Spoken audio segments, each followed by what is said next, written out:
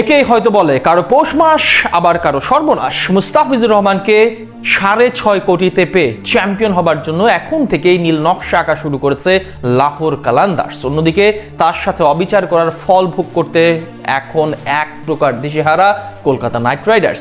টুর্নামেন্টে নিজেদের pace unit নিয়ে এবার পড়লো আরও বড় বিপাকে। শেষ মুহূর্তে এসে দুশ্চিন্তার কালো মেঘ আরও বেশি ঘনীভূত হলো শাহরুখ খানদের। মুস্তাফিজকে ছাড়ার পর কেকেআরের সেই নতুন বিপত্তি নিয়ে বিস্তারিত জানবো রিপোর্ট। অবিচারের ফল আজ হোক আর কাল, একদিন না একদিন ভোগ করতে হবেই। মুস্তাফিজুর রহমানের সাথে ঠিক যেমনটা করেছিল কলকাতা নাইট রাইডার্স, তার ফল এখন ভোগ করতে হচ্ছে কঠিনভাবে। টুর্নামেন্টের শুরুর আগে এবার কঠিন বিপাকে পড়েছে উপার বাংলার ফ্র্যাঞ্চাইজিটি। বিপরীতে পিএসএল এর সর্বোচ্চ সম্মান পাচ্ছে টাইগার বামহাতি পেসার। তাকে ঘিরে এখন সকল পরিকল্পনা সাজাচ্ছে লাহোর কালান্দার্স। এমনকি দলটির সর্বোচ্চ ক্যাটাগরির ক্রিকেটার হিসেবে মাঠ মাতাবেন বাংলাদেশের কাটার মাস্টার। অন্যদিকে তাকে হারিয়ে কলকাতা এক প্রকার দিশেহারা হওয়ার অবস্থা। 2026 আইপিএল নিলামের পর থেকেই আলোচনায় আসে মুস্তাফিজুর রহমান ইস্যু। গেল 16 ডিসেম্বর সংযুক্ত আরব আমিরাতের এক অভিজাত হোটেলে অনুষ্ঠিত হয় 2026 আইপিএল এর মিনি অকশন। সেখানে একমাত্র বাংলাদেশি হিসেবে দল পান কাটার মাস্টার মুস্তাফিজুর রহমান। নিলামের টেবিলে তার জন্য Delhi Capitals, Kolkata night Riders এবং চেন্নাই সুপার কিংস লম্বা সময় ধরে লড়াই করে। শেষ পর্যন্ত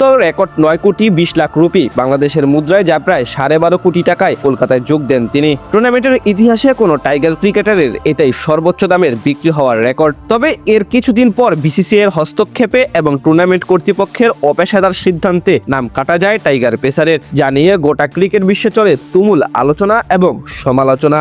এভাবে নিজেদের অপেশাদার প্রমাণ করে বিসিসিআই এর নেওয়া সিদ্ধান্তকে মেনে নিতে পারেনি অনেকে। এদিকে এবার আসরে কলকাতার মেইন বোলার হিসেবে ছিলেন মুস্তাফিজ, আর তাকে নিয়ে এমন নোংরামির ফলপ্রসূ এখন কঠিন ফল ভোগ করতে হচ্ছে শাহরুখ খানের মালিকানাধীন ফ্র্যাঞ্চাইজিটির। প্রথমত দলের অন্যতম গুরুত্বপূর্ণ চরিত্র হর্ষিত রানা ইনজুরির কারণে ছিটকে গেছেন। বিশ্বকাপের আগে দক্ষিণ আফ্রিকার বিপক্ষে প্রস্তুতি ম্যাচে পাওয়া চোটের কারণে এখন তিনি নির্বাসনে। সেখান থেকে কতদিন লাগে সুস্থ হতে তা এক প্রকার অনিশ্চিত। তার সাথে মুস্তাফিজের সরে আসা আগেই বড় বিপাক সৃষ্টি করেছিল কেকেআর এর জন্য।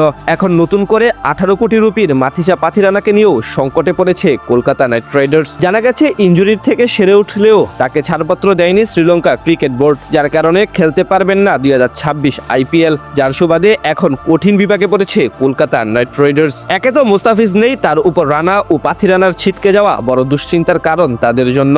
অনেকে মনে করছেন তাদের এমন পরিণতি শুধুমাত্র ফিজের সাথে করা অবিচারের ফল। অন্যদিকে মুস্তাফিজ অবশ্য এসব জিনিস আমলে নিচ্ছেন না। টি20 র্যাঙ্কিং এ ওয়ার্ল্ডের 9 নম্বর সেরা বলার এখন প্রস্তুত হচ্ছেন পিএসএল এর জন্য। সেখানে তার কদর আকাশচুম্বী। এছাড়া গেল সপ্তাহে ইংল্যান্ডের দ্য 100-এও কোটি টাকা দামে দল পেয়েছেন। সেখান থেকে বলা চলে তিনি বেশ ফুরফুরে মেজাজেই আছেন। আর কলকাতার অবস্থা পুরোপুরি বেগতিক। এটাই হয়তো প্রকৃতির লীলা খেলা।